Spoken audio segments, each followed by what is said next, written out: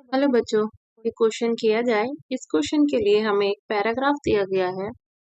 Where the noble gases have closed shell electronic configuration and are monoatomic। इनका closed shell configuration होता है और ये monoatomic gases होती हैं। Under the normal conditions, the low boiling point of lighter noble gases are due to weak dispersion forces between the atoms and the absence of other interatomic interactions. The direct reaction of xenon with fluorine leads to a series of compounds with oxidation numbers +2, +4 and +6. HCF4 reacts with violently with water to give HCO3. The compound of xenon exhibit rich stereochemistry and their geometries can be reduced considering the number of electron pair in the valence shell। और हमें question पूछा गया है the structure of XeO3 is। इसके लिए हमें 4 option दिए गए हैं। Option first is linear, option 2 is planar, option 3 is pyramidal and option 4 is T-shaped। The key concept of this question is explain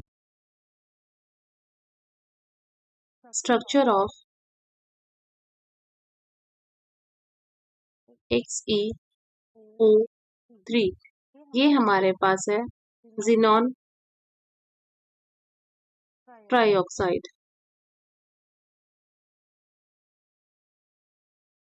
इसे हम कह सकते हैं it is an unstable compound of xenon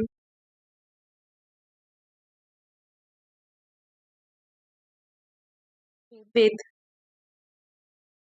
+6 oxidation state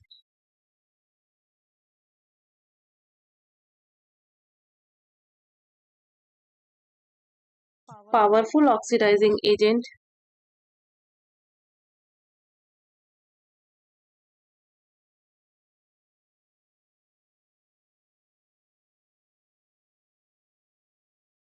और हमें question में XeO3 का structure बताना है।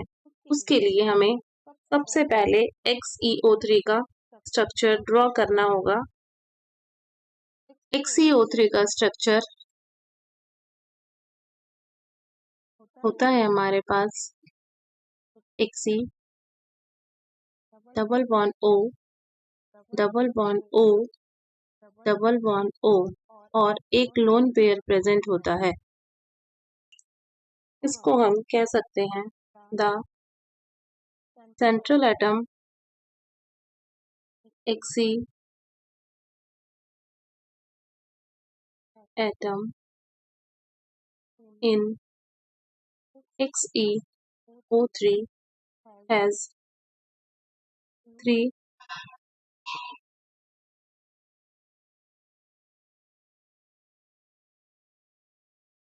bonding domains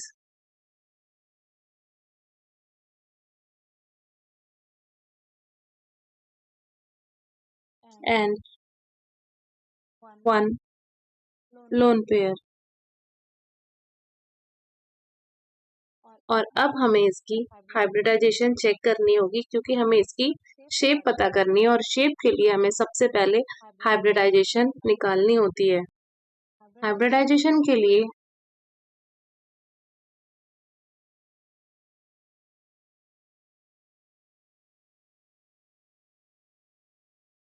हमें चाहिए स्टेरिक नंबर। स्टेरिक नंबर हम कैसे निकालते हैं? Number of sigma bonds plus lone pair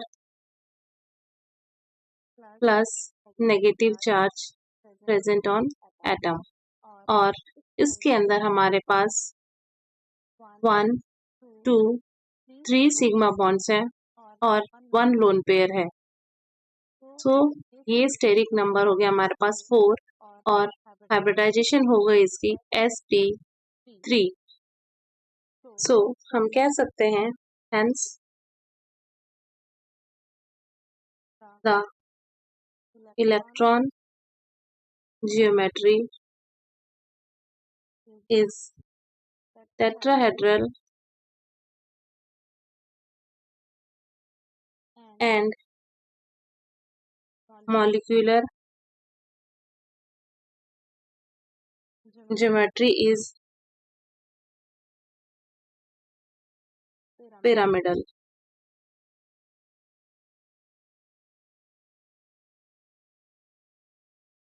क्योंकि इस पर नीचे 3 ऑक्सीजन्स हैं और ऊपर एक लोन पेयर है, सो इसकी शेप जो है वो एज अ पिरामिड हो रही है।